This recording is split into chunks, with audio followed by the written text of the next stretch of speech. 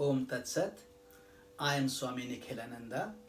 My humble prostrations to the universal divine energy in the form of Adi Guru Shankaracharya ji, my worshipful Guru Swami Jyotirmayanand ji, all the sages and saints of this world, and to you divine souls watching this video.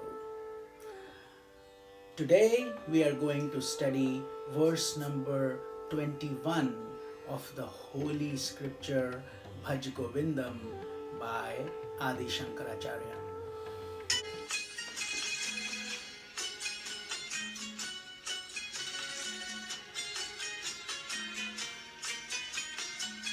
Punarapi janamam, punarapi maranam, punarapi janani jathare shayanam. इहि संसारे बहु दुस्तारे कृपया पारे पाहि मुरारे भज गोविंदम भज गोविंदम गोविंदम भज मूढ़मते.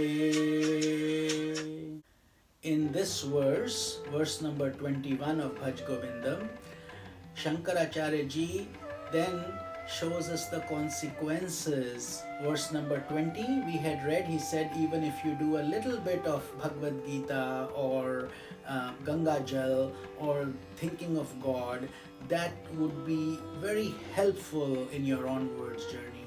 But then in this shloka, in this verse, he says, Punarapi jananam, punarapi maranam. He says to be born again and again. We are born and we die. Then we are born again and we die, and we rotate through different species.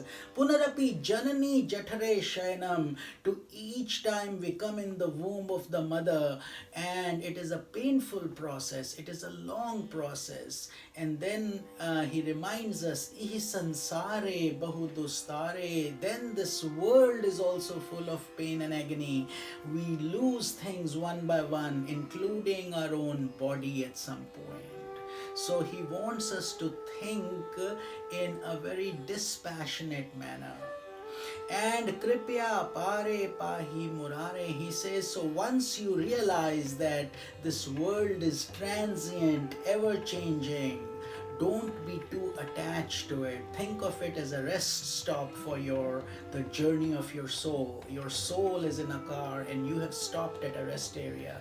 This body is not your end all and where all. So if you introspect this deeply, you will realize. Then he says, Kripya pare pahi murare. So be merciful, Lord, with your grace. I am coming at your lotus feet. I want your grace because I cannot deal with this vast problem on my own. So according to Sanatana Dharma, human body is the only body that is considered the gateway to liberation for mukti. There are 8.4 million species, and if we miss this golden opportunity in the human embodiment, we again get caught in the vicious cycle of birth and death. So who knows when that opportunity will arrive again.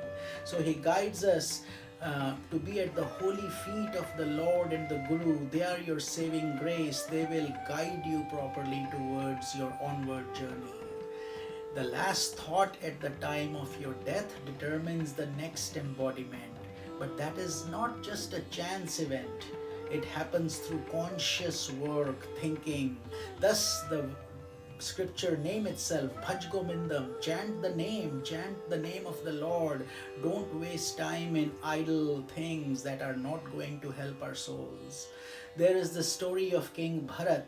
King Bharat, he owned a big kingdom and he gave up everything. He went to the forest to do his penance and do his sadhana, spiritual practice. There he saw a pregnant deer going through the lake, and then there was a lion trying to pounce, and the deer gave birth to a small baby deer, a doe, and then she died because the lion killed her. King Bharat, however, now an ascetic, went and picked up the small baby fawn and got very attached to it. He started feeding it, taking care of it, and while he would do his sadhana, he would think of the fawn. Imagine, he was a king, gave up his kingdom, came here, and now he got attached to the fawn in the forest. And that's what exactly happened at the time of his death. He thought of the fawn, and his next embodiment was therefore of a deer. And but thankfully, due to his tapasya, he would sit near the ashram of sages and saints and take in a lot of satsanga. And in his next body, he came in as Jad Bharat, again in a human embodiment, and that was his last birth, and he attained enlightenment and mukti. But that is how this process works in the Sanatana Dharma process.